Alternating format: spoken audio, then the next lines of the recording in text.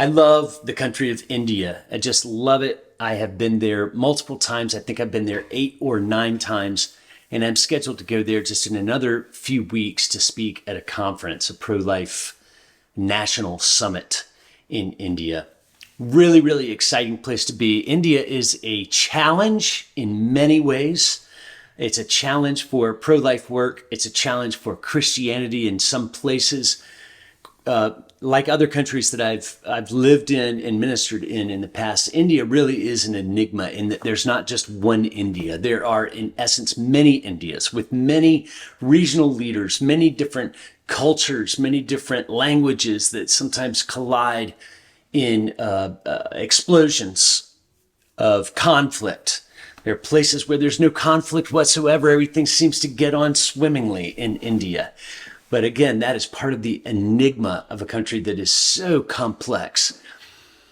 I'm going to show you a video here now, and I warn you, parts of it are a little disturbing. This video was posted on the YouTube channel of a fellow who calls himself Dune Boy. That is referencing the name of the city near which he lives, which is Dehradun, India. I have been to Dehradun multiple times, and the images that you're seeing on your screen right now are graphic. This is a church service that was interrupted just this past week in Dehradun, India, that was interrupted by people who are nationalists, Hindu people who were really upset about this church meeting, and they broke into the middle of the church meeting and began beating the church attendees mercilessly. Some of this footage has been edited to edit out some of the more controversial parts of it. They kind of trashed the church. They took the offering box with all the money that had been collected over the past several weeks or months in the offering box. They took away a lot of the things that were part of the church iconography and things like that. Really a sad situation. And the reason I'm showing this to you is to let you know that, again, India is a challenge for Christianity, for missions. There are places in India where it is dangerous to be a Christian, and Christians are routinely persecuted and beaten or in some other way marginalized.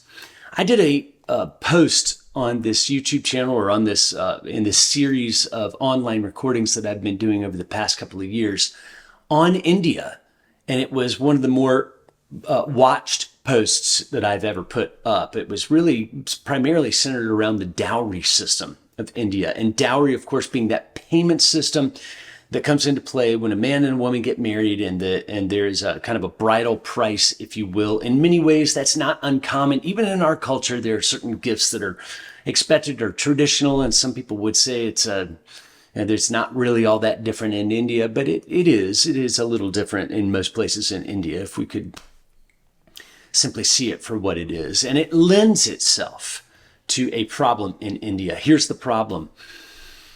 India is already riddled with abortion. It's already rampant in India.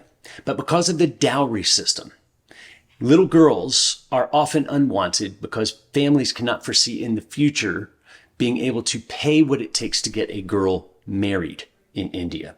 And what this leads to is the companion problem, the companion to abortion. The companion problem is infanticide. Infanticide being the selection of a baby to die on purpose. And in this particular case, it would be gendercide, the selection of one gender for extermination in favor of another gender. In most places in the world, and including in India, this manifests itself most commonly in the death of baby girls in favor of a cultural preference for baby boys. Now, if baby boys are preferred, it might be for many, many reasons, but one contributing factor, for the fact that boys might be able to earn more money, or boys carry on a family name, or whatever it is that boys might be preferred for, one of the contributing factors is that a girl saddles you with the future responsibility of having to pay a dowry price in order to have that girl be married at the station you would like her to be married at. So it is a real problem that many families do not want to have baby girls. Here's an example. In 2019, the government of India launched a probe, and you can read this article that I'm referencing right now in Newsweek magazine. You can find the link below in the bio. This is from Newsweek 2019, where a group of dozens of villages across a northern India district found that in the clinics and hospitals in those dozens of villages, 216 babies were born in a 3-month period. And among those 216 live births, there was not one girl born. 216 babies born, all 216 of them were boys. Now, is it possible that you can flip a coin 216 times in a row and have it land on tails? Yes, it is possible, but it is mathematically and statistically unlikely. Let's just admit it right there. Girls are being chosen for extermination across those villages for a cultural preference for baby boys. This has always been a problem in modern India because of the dowry system. From the 1960s, when the Indian government began to address the imbalance and the unfairness of the dowry system, into the 80s when they made reforms, and into the 90s when Modi realized that the statistics, as far as there being 63 million missing girls in India because of this preference, they really began to crack down on sex determinative ultrasounds and things like that. It is illegal to have an ultrasound to find out the gender of your baby. It is possible to pay for an ultrasound reveal like that illegally behind the scenes. Some doctors are corrupt and would like to make that money and will tell you the gender of your baby. But in a lot of these villages, in the very poor areas, this ends up not being feticide. It doesn't end up being abortion and gendercide only. It ends up being infanticide. Because in many of these places, they are waiting until the baby is born to be able to see with their own eyes whether it is a girl or a boy. And at that point, that baby is disposed of or in other ways euthanized because it is a girl. Every minute in India, a baby is aborted or left to die because it is a girl. Every 1 minute, a girl is abandoned or aborted in India specifically for the crime of being female. 1 in 5 Indian women will be raped or attempted rape by the time they reach adulthood.